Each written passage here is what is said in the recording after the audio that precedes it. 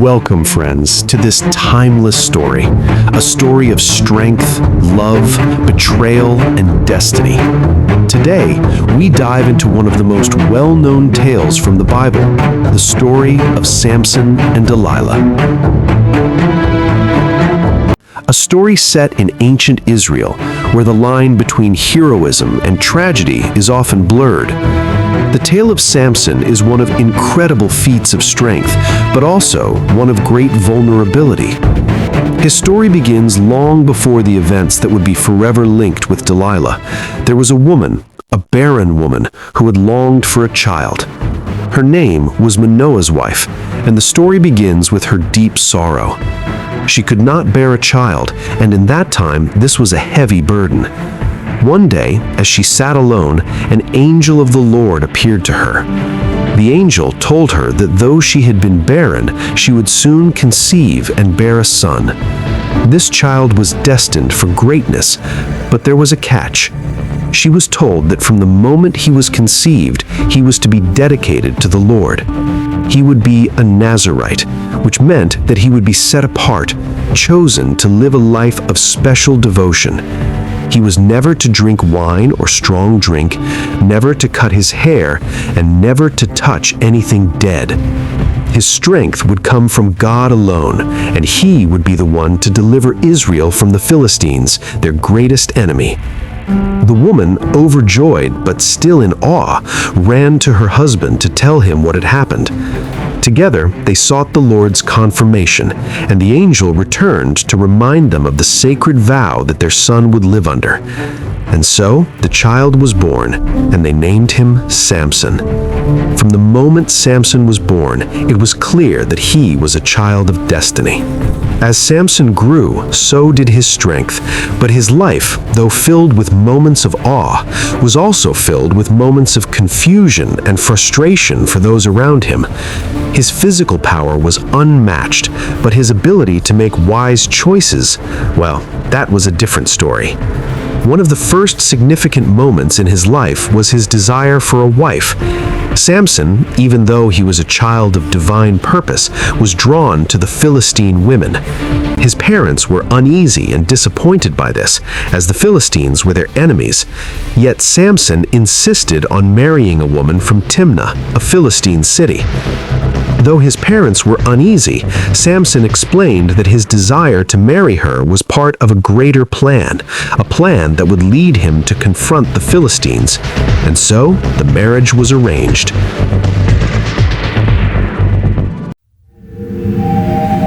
At the wedding feast, something unexpected happened. Samson posed a riddle to his 30 companions. If they could solve it, he would give them 30 pieces of linen and 30 changes of clothes. The riddle, drawn from an incident in which Samson killed a lion and found honey in its carcass, was a challenge they couldn't resist. But when they couldn't solve it, they threatened Samson's bride, compelling her to beg Samson for the answer. Reluctantly, Samson revealed the answer, and the riddle was solved. This act of violence created tension, and the relationship with his bride crumbled, but it was only the beginning of the strange and tragic events that would follow.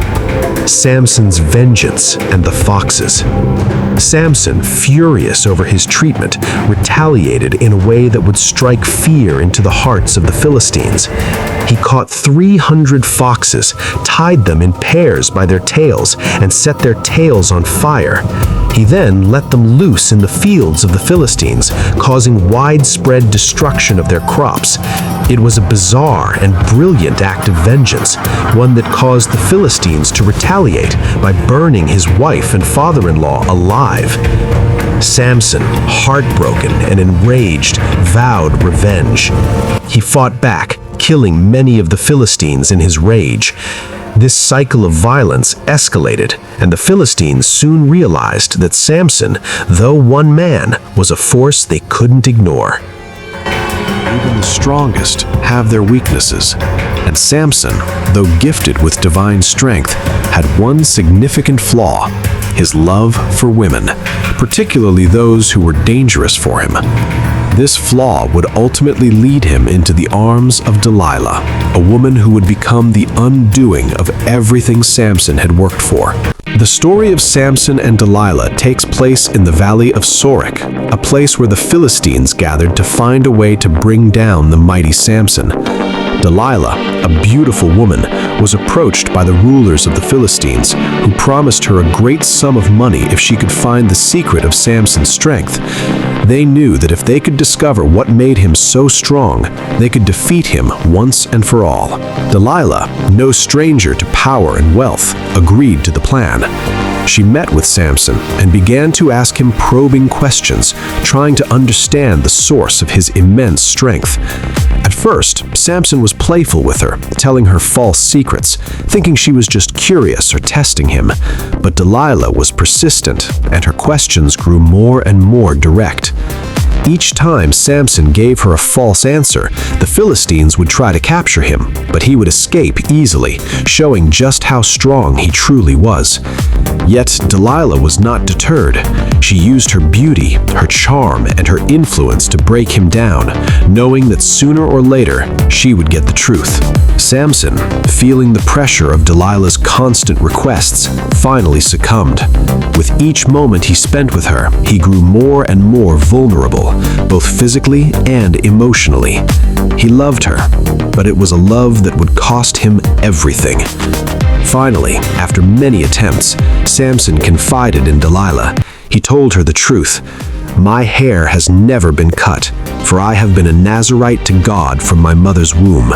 If my head is shaven, my strength will leave me, and I will become as weak as any other man." Delilah, with a wicked smile, immediately sent for the Philistine rulers. They brought with them the silver she had been promised, and Delilah began her plan to betray Samson. She lulled him to sleep on her lap, and while he slept, she called for someone to shave off the 7 locks of his hair. The moment his hair was gone, Samson's strength left him. He awoke, thinking he could break free, but he was powerless. The Philistines captured him, gouged out his eyes, and took him to Gaza, where he was bound in bronze chains and forced to grind grain in a prison. Samson's days in captivity were long. He had lost everything: his strength, his freedom, and his sight. But God had not abandoned him. The story of Samson was not over yet. As time passed, Samson's hair began to grow back, and with it, his strength. One day, the Philistine rulers gathered for a great celebration in their temple, thanking their gods for delivering Samson into their hands. They brought Samson out to entertain them, mocking him and using him as a spectacle of their victory. But Samson, standing between 2 pillars, called out to God for mercy. He asked God to give him strength one last time, to let him avenge his eyes and deliver the Israelites from the Philistines. And God heard his prayer. With his hands resting on the pillars, he pushed with all his might, and the temple began to collapse. The roof caved in, and in that final moment of strength, Samson brought down the temple, killing thousands of Philistines and himself. And so, the mighty Samson, whose strength was unparalleled, whose choices were often misguided, ended his life in sacrifice. Though his life was marked by violence, betrayal, and pain, it was also a life of redemption. Samson's story reminds us of the complexities of human nature. Strength alone is not enough. It's the choices we make, the love we give, the trust we place in others that truly define us. As we reflect on Samson's journey, we ask ourselves, are we using our gifts for good, or are we letting our weaknesses lead us astray? Do we place our trust in the right people, or do we fall prey to betrayal? The story of Samson and Delilah is a powerful lesson, one of strength, vulnerability, and ultimately, redemption. It's a reminder that even in our darkest moments, there is always a chance for renewal. Thank you for joining us today as we explored the story of Samson and Delilah. May we all learn from his story and find strength in our own lives. If you enjoyed this story, Don't forget to like, share, and subscribe for more powerful lessons from the Bible. Until next time, stay strong, stay faithful.